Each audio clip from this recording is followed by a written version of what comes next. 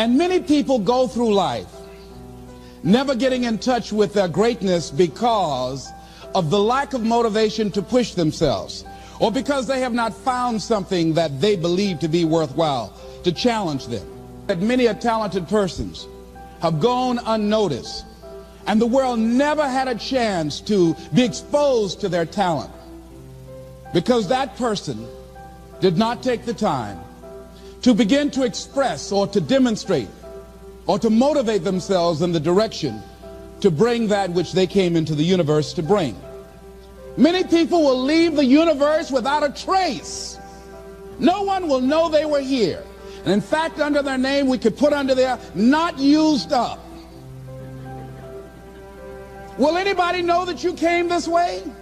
What contribution are you giving? What will you leave? What will be different because you came this way? That life is our gift to us, that God has given us, and how we live our lives is our gift to God. What kind of gift are you formulating? Is this a gift that you like to take back and do something else before you turn it in? Think about that. What can we do? What are some of the keys that we can begin to use to motivate ourselves when our batteries run low? Because I don't care who you are, I don't care what you do, at some time you are going to get tired. At some time you're going to get in a rut. Seem like nothing you do works out right. And sometimes it just seems like you just don't have the wherewithal or the will to do anything. That sometimes you act like you're punch drunk. You're just wading through life, just doing time day in and day out, looking at non-discriminatory television, anything that's on, just looking. And depressed, feeling powerless, feeling useless, and bored. What do? How do you get yourself out of a rut? How do you, when you know you can do more than what you've been doing and you're not doing it and you're discontent with where you are, you get angry at yourself. How do you get out of that rut? How do you motivate yourself? One of the things that we must do is that we must be involved in working on achieving self-mastery. You must work on yourself continuously. Never be satisfied with yourself. Always know that as you invest the effort and time on you, that's the greatest ability that human beings have above animals. See, a dog can't be anything but a dog. Tree can't be anything but a tree. Human being, you've got unlimited potential. You can put effort on you, and by concentrating on you and developing you, you can transform your life wherever you are right now. So you want to work on yourself. You want to read books that inspire you and motivate you. You want to listen to tapes over and over and over again. And I suggest that you listen to tapes when you first get up in the morning. You want to control the spirit of your day.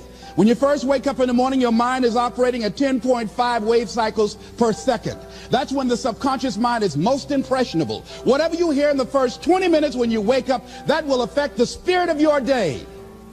When you listen to tapes, listen with relaxed belief, believing that this can happen for you. And by listening to them, listen to them over and over and over again, and you will get a breakthrough. You can listen to the same tape for months, and all of a sudden you hear something you never heard before. It have a special meaning for you. Or read the same book over again, and you find some special insight. You said, I can't believe I didn't see that the first time. So you want to be involved in developing yourself. Most people won't do that. Most people won't take that kind of effort and invest that kind of energy in themselves, because they will fall prey to that conversation within. Oh, don't do that. You don't have time. You're too busy. You're too caught up in the rat race. Most people won't do that. Well, they won't take time to go to lectures. They won't take time to go to seminars. They won't take time to go to classes to improve themselves. And as you continue to work on yourself, you will begin to expand your vision of yourself. You begin to work towards self-mastery.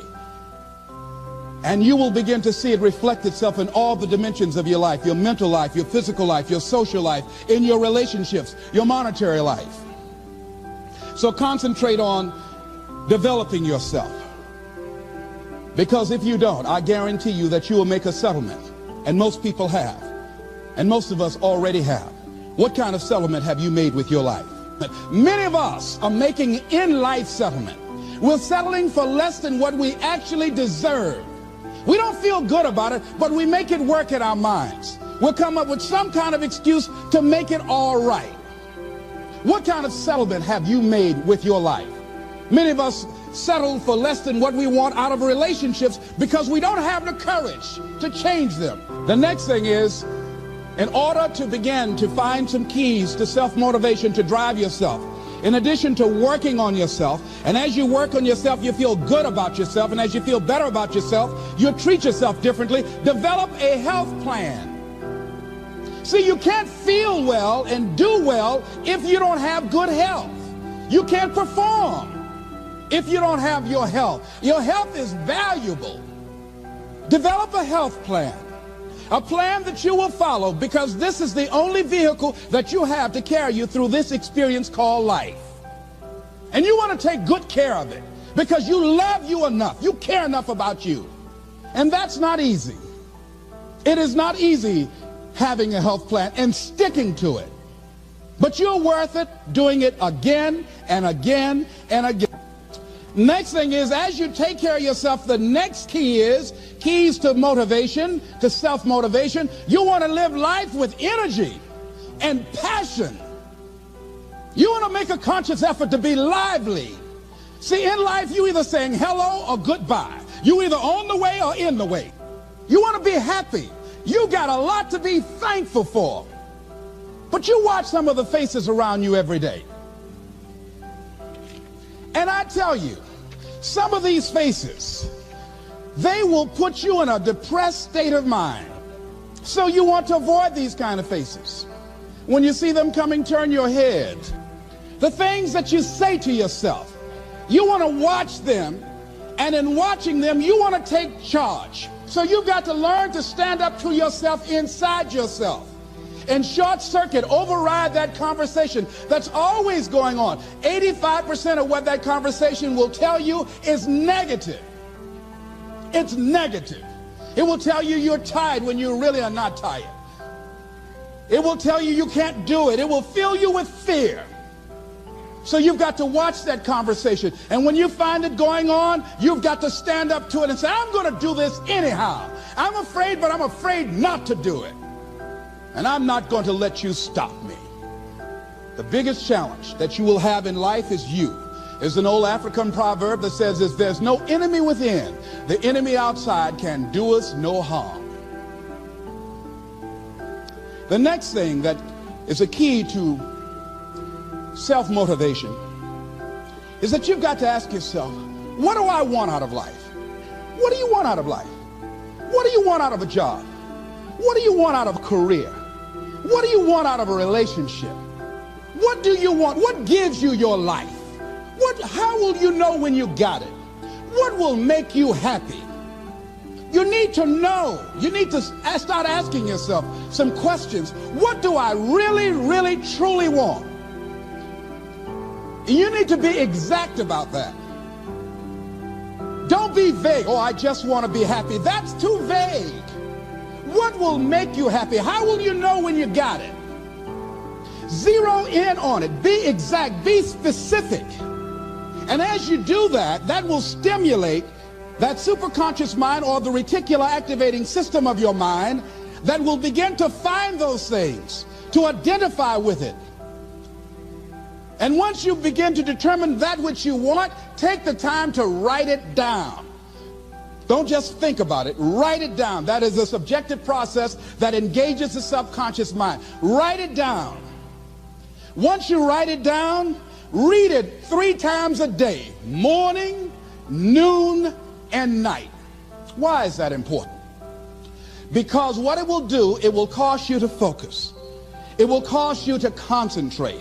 When that other conversation is going on telling you what you cannot do, telling you all of the impossibilities and all of the obstacles, your concentrating will begin to create a larger vision within yourself, and you start looking for and seeing some new opportunities. You start creating some openings for yourself. As you begin to read that every day, day in and day out, that will make you focus. That will discipline your thinking. And you'll get all kind of creative ideas. As I talk to you right now, being involved in this immersion process, you're going to create some openings for yourself. You're going to get some ideas. You're going to feel your adrenaline flowing, and you're going to think about something, some idea you had. You say, I want to go back and I'm going to look at that again from a different vantage point, not from the level of the problem or the obstacles that I encountered, but from a higher vantage point. Because what you will begin to see and to know as I talk to the higher consciousness within you, that you are powerful, that you are a miracle worker. And that inner conversation has conditioned you to believe that you are not. And as you begin to discover the truth of who you are, whatever challenge that you're facing in life, and if you're living, you're facing some challenge, you'll begin to know that you're powerful and that you're a miracle maker.